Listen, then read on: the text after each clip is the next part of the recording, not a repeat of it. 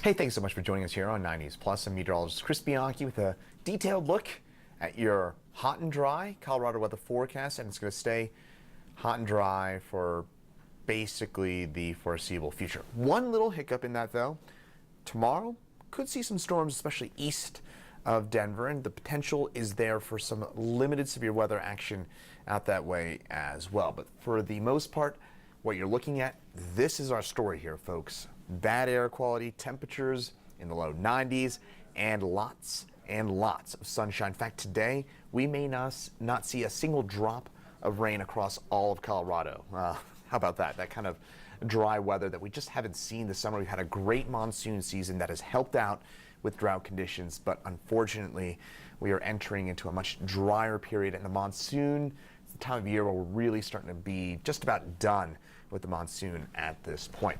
Now, as mentioned, that haze that's leading to our air quality alert that's in place until 4 p.m. today.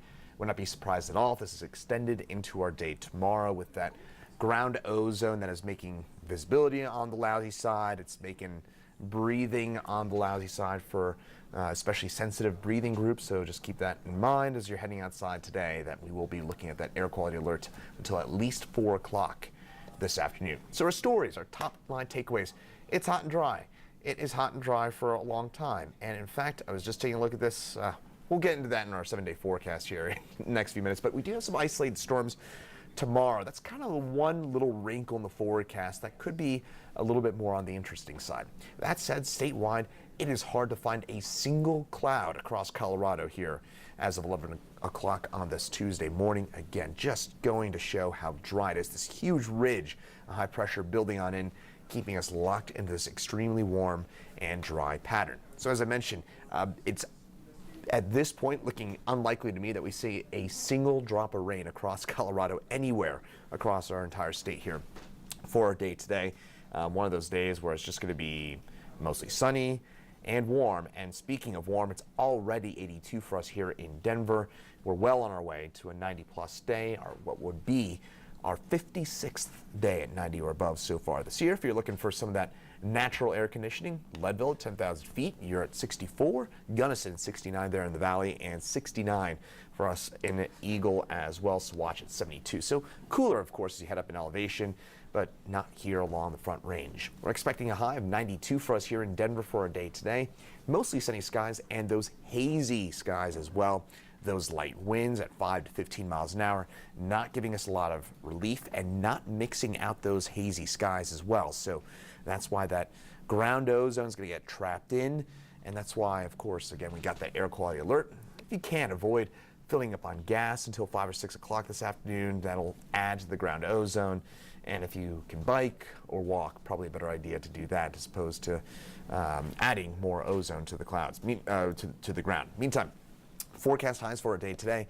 Fort Collins, saying I'm there, we're going to be up into the low 90s up there in Fort Collins, 92, 93, 92 Denver, 87 Lamar, and 94 out in Grand Junction. In fact, Grand Junction just might flirt with 100 degrees later on this week, and same with Pueblo. Here in Denver, probably not, but what we will be certainly looking at, temperatures once again on up into the low 90s. Today will almost for sure mark our 56th a day at 90 or above so far this year. For a bit of context, if we get up to day number 56 at 90 or above, that'd be the 8th most 90-degree days in a single year on record out of Denver's 150-year climatological history. Now tomorrow, this is the day that the perhaps lone day over the next 8 or 9 days or so that presents a real chance to get some showers and some thunderstorms in the picture during the afternoon and evening. I'd say here in Denver, we're looking probably around a 20-30% chance at a storm, but if we do get one, could produce a little bit of hail, some stronger winds, and maybe a brief downpour. That would be the main threat with any storm for our day tomorrow. For us here in town, better chance of storms though as you get east of Denver. I'll show you that in the future radar here in just a second. So tomorrow, we're going to be probably into the low 90s once again before those storms arrive with a weak front that drops on through during the afternoon. And there's a look at those showers and storms we get into tomorrow afternoon. Again, I'm going to back this up here a little bit here for you. Once we get to about 3:34, 5 o'clock, we'll see 1 or 2 popcorn storms around the Front Range, including Fort Collins, Boulder, Denver, Colorado Springs. But you get to Fort Morgan and Lyman and points east of there, that's where your chance really ticks on up for a stronger storm later on tomorrow afternoon. Here in Denver, not going to rule out, again, 20-30% chance at a shower storm here in Denver for tomorrow afternoon, but you're looking at the better chances, again, that Fort Morgan Lyman line on east for some of those showers and storms out there. That's where you could be looking at that potential for some severe weather as well during the day tomorrow. And a few of those storms do hang around until tomorrow night, and southeast Colorado could see a few more storms as we get into your Thursday. But that said, this is the big story all week long. Big ridge of high pressure settling on in. That is going to keep it hot, and it is going to keep it dry for the foreseeable future. This big ridge of high pressure is going to lead to record highs for Southern California. Sacramento, for example, could be at 110 degrees later on this weekend.